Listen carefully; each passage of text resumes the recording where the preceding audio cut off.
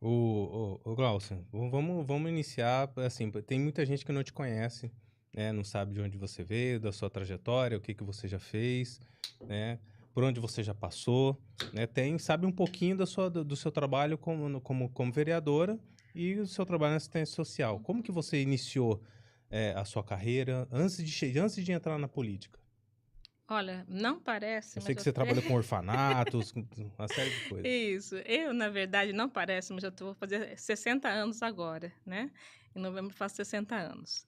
Mas eu comecei muito cedo, né, com 21 anos, eu já sempre entendi o meu chamado, a vocação. Acho que todas as pessoas têm uma vocação, têm habilidades, né, que acabam nos levando para um desempenho, um exercício profissional. E eu entendi que a minha pegada era cuidar de pessoas, né. Sempre fui muito preocupada com pessoas em situação de vulnerabilidade, pessoas que estavam precisando de apoio, né.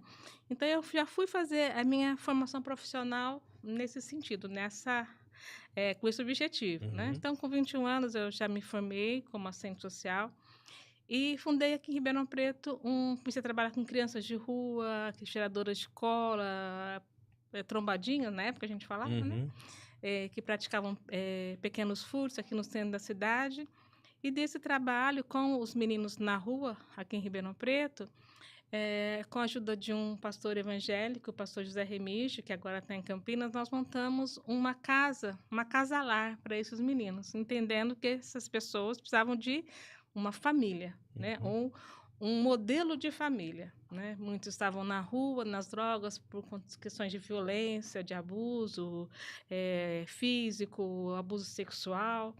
E eles precisavam de um lar, né, alternativo. Então nós fundamos naquela época a Casa Lá Nosso Clubinho. E daí foi só o começo, né, eu tinha 21 anos na época, né, e de lá para cá uma coisa foi puxando a outra, né. Desses meninos, a maioria já estavam com AIDS, né, que na época que usava muita droga injetável, Uhum. cocaína injetável, e muitos deles estavam com AIDS.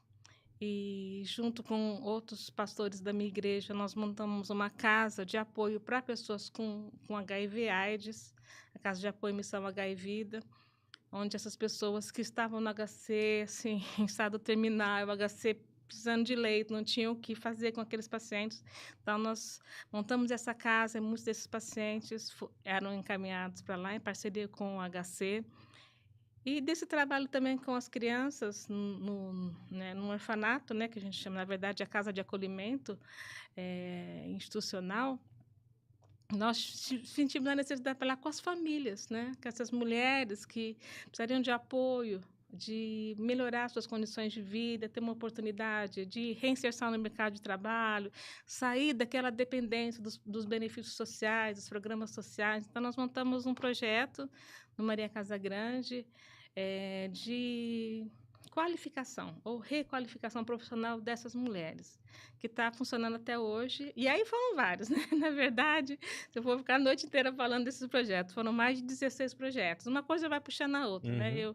Eu me identifico como uma empreendedora social, né, eu sou alguém que vejo uma necessidade, uma demanda social e eu fico ali, assim, incomodada, porque a gente tem que achar caminhos, né, portas de saída, né, porque muitas vezes as pessoas, elas conhecem só uma porta de entrada, que é o benefício, né, Uhum, que É, é a transferência de renda, né, então o Bolsa Família, uhum, né, e eu entendo que a gente tem que propor portas de saída para essas pessoas, né. Então a minha angústia, né, aquilo que me move, né, é trabalhar muito nesse sentido. Então, com isso, muitos projetos sociais, muitos uhum, projetos de ajuda, de apoio, né, para essas pessoas, uhum, pessoas dependentes químicos. Eu ajudei a montar uma comunidade terapêutica e projetos de aprendizagem para adolescentes também. Nossos meninos, eles não conseguiam, né, entrar numa Promerp na época, né, no hum. programa de aprendiz, porque muitos eram negros, eles eram, eh mal alfabetizados, apesar de estarem na escola, os analfabetos funcionais. Então a gente tinha uma série de dificuldades. Nós montamos um programa alternativo, agora nós temos uma lei que beneficia, mas isso há 20 anos atrás não era bem assim, né. sim. Então muitos projetos, muitos, muitos, muitos. É importante falar sobre isso. Eu até comentei um pouco antes do programa começar com o Michael, com o André. né? As pessoas não conhecem a sua trajetória Sim. e muita gente aqui da cidade acha que a senhora nasceu política já, né? Ou que a igreja me colocou lá. Que o Também. pastor mandou votar em mim, foi lá e votou em mim. É. E fui conselheira tutelar também, né? verdade. Em 93, teve o primeiro conselho tutelar aqui de Ribeirão Preto. Primeira eleição, em 1993. Caí de paraquedas, porque tinha que ter no Brasil todo, tinha que instituir o conselho tutelar. Foi na administração do Palocci, na época. E eu me juntei, né, com um bando de petista, né, porque só petista que trabalhava na área social, né, vamos falar a verdade, né? É verdade. E os cristãos, o de direita, né, parece que não pode, né, fazer isso, né, está proibido de fazer isso. E eu fui no meio daquele monte de gente de esquerda, né? E trabalhei muito bem com eles, sou respeitada por eles até hoje, né? E dali, né, eu conheci um lado muito muito perverso da política, né, que é a perfumaria, né, que é você fazer de conta que está fazendo, né? Uhum. E na verdade não está fazendo nada. E dali, então, eu fui para o Conselho de Direitos. Eu falei, não adianta ficar tentando apagar incêndio, né? Não tem políticas públicas. Eu tinha que aplicar uma medida prevista no Estatuto da Criança e Adolescente, mas não tinha programa. Eu falava lá, encaminha para o programa tal e tal e tal. Cadê o programa? Não tem. Quer dizer, mas tem que ter dinheiro para fazer o programa. Está lá também que a prioridade de destinação dos recursos públicos deve ser para criança e adolescente, na primazia para estabelecer as diretrizes orçamentárias. E aí, né? Aí eu fui para o Conselho de Direitos, fiquei 4 anos como conselheira, fui presidente do Conselho de Direitos da Criança e Adolescente, aí eu fui entendendo a política pública como que deve ser feita, como deve ser instituída no município. E depois, muitos anos depois, que eu fui entrar para a política partidária, participação, né?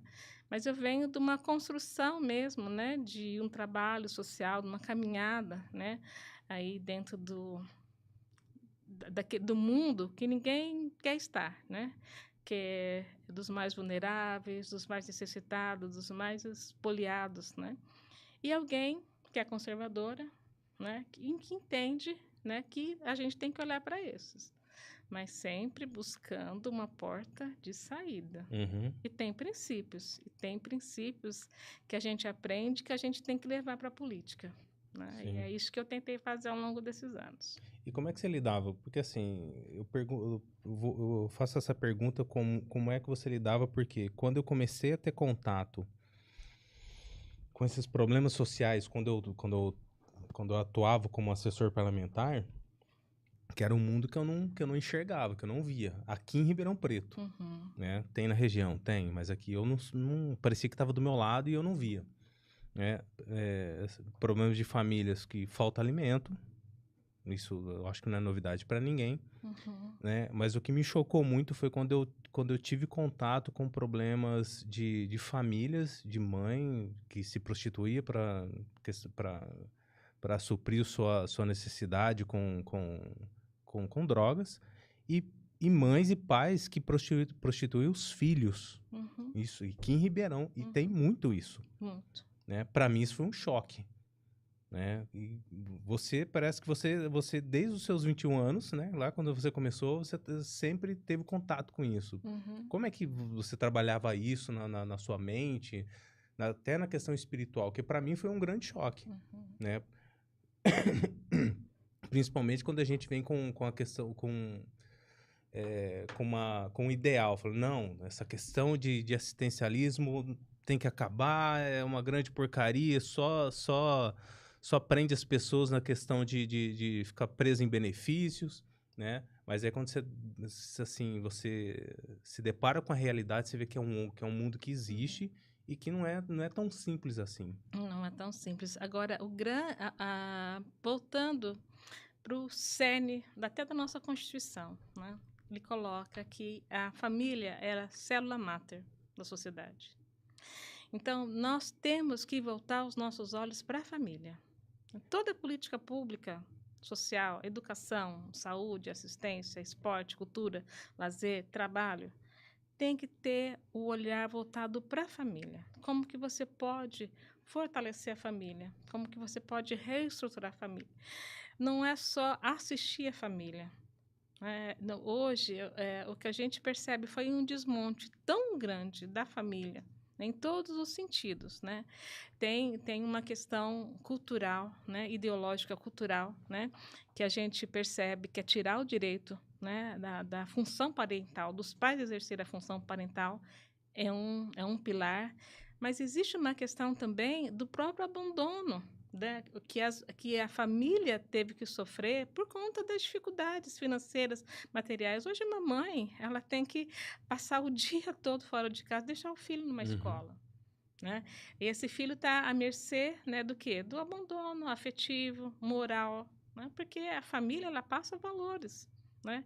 Essa criança está sendo cuidada por terceiros, está sendo discipulada, ensinada por terceiros, né? E essa mãe está esgotada, ela está exaurida, sabe? Pela necessidade de suprir. O homem está totalmente ausente da família. Então, nós temos que trabalhar muito na prevenção do que, Glaucia? Do que é ser família. A gente tem que ensinar hoje qualquer mulher, qualquer homem, o que é ser família, o que é ser homem, o que é ser mulher, no sentido de você vai constituir uma família, o que é ser família? Por que você quer estar junto? Por que você quer gerar um filho? E as responsabilidades? E quais são as funções parentais que estão embutidas no valor, né? No valor, na condição de ser família? E ninguém nasce sabendo. Vocês são pais, né? Vocês são maridos. É o perrengue que a gente passa para... Aprendendo. E a gente tem, né, um pouco de estrutura. Agora, você imagina quem não tem. Né? Quem já vem de uma história, né, de perda, sabe, de falta, de necessidade, de carências, é um acúmulo, né, que a gente precisa trabalhar. Então, quando fala em transferência de renda, é fundamental num país como o nosso. Não dá para trazer a cultura dos Estados Unidos ou de outros países, sabe, que tem outra formação, e tentar embutir. A Bíblia mesmo fala que nós vamos ter sempre os pobres entre nós, sempre. Mas a Bíblia também traz tanto ensino, diferenciação do pobre, do necessitado, do preguiçoso, né? Com certeza. Daquele que quer se beneficiar, né? De uma forma errada, né? Da bondade, da generosidade do outro. Então, existem tantos caminhos que a gente tem que saber essa diferenciação, né? Entre a pessoa, o necessitado, de fato, né? Qual é a pessoa necessitada? E dentro daquela necessidade, qual é o caminho? Às vezes é acolher mesmo.